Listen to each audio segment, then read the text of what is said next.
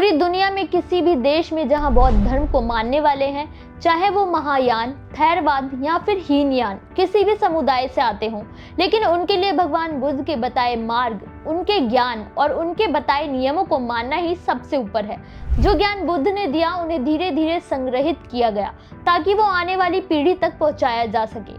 हालांकि उनके ज्ञान और संग्रहित की गई सभी ग्रंथ बुद्ध की भाषा पाली के लिखे गए, लेकिन फिर भी उनका महत्व हर एक बौद्ध अनुयायी के लिए बहुत है। इन्हीं में से एक ग्रंथ है त्रिपिटक, जिसे गौतम बुद्ध की वाणी भी कहा जाता है। त्रिपिटक, जिसमें बौद्ध ने 3 प्रमुख ज्ञान का संग्रह है। एक महाग्रंथ जो अलग अलग 3 हिस्सों में बटा हुआ है, लेकिन बौद्ध धर्म के लिए सबसे अहम और प्राचीनतम ग्रंथों में से एक है। इस वीडियो में जानेंगे कि बौद्ध धर्म में त्रिपिटक का क्या महत्व है और साथ ही जानेंगे कि इसे क्यों कहा जाता है त्रिपिटक। जानेंगे त्रिपिटक का सबसे बड़ा रहस्य। त्रिपिटक असल में 2 अलग अलग शब्दों में से मिलकर बना है। त्रि यानी कि 3 और पिटक यानी कि पिटारी, जिसे आसान भाषा में बांस की बनी टोकरी कहा जाता है, जिसके ऊपर बांस के आही ढक्कन लगा होता है। त्रिपिटक ग्रंथ इसी पिटारी में रखा जाता है, इसलिए इसे त्रिपिटक कहा जाने लगा। त्रिपिटक ग्रंथ के असल में 3 भाग हैं और तीनों बुद्ध के जीवन से जुड़े अहम हिस्से को दर्शाते हैं। ये 3 पिटक हैं: विनय पिटक, सूत पिटक और अभिधम्म पिटक। ये तीनों पिटक इस वक्त श्रीलंका में रखे गए हैं।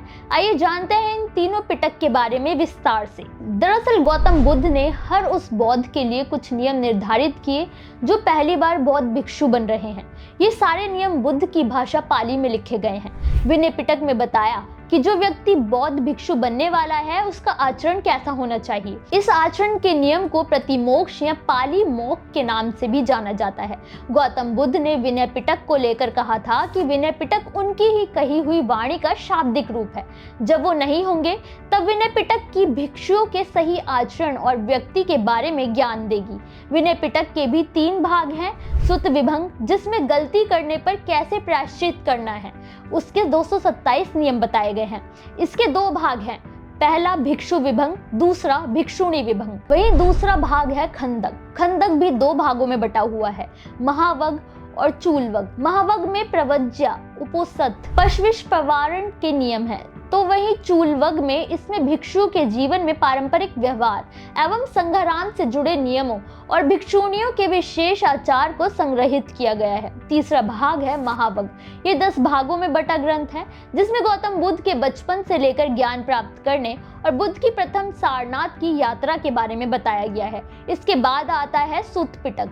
सूत पिटक में भगवान बुद्ध द्वारा अपने यात्रा के दौरान अलग अलग समय पर अलग अलग लोगों को दिए गए उपदेशों के साथ उनके परम शिष्य महावीर, सारिपुत्र, मोंगलायन और आनंद के दिए गए उपदेशों को भी प्रमुख स्थान दिया गया है। सूत पिटक को व्यवहार, देशना भी कहा जाता है। जिन्हें सूत पिटक की जानकारी है वो सूतधर कहलाते हैं। बौद्ध काल में तब देश की राजनीतिक, भौगोलिक, धार्मिक और सामाजिक स्थिति कैसी थी, उनके बारे में भी विस्तार से बताया गया है। सूत पिटक कई निकायों में बटा हुआ है, जिसमें दिद्ध निकाय, मंजिजम निकाय, अंगुत्तर निकाय मौजूद है और इनके भी अलग अलग भाग मौजूद हैं।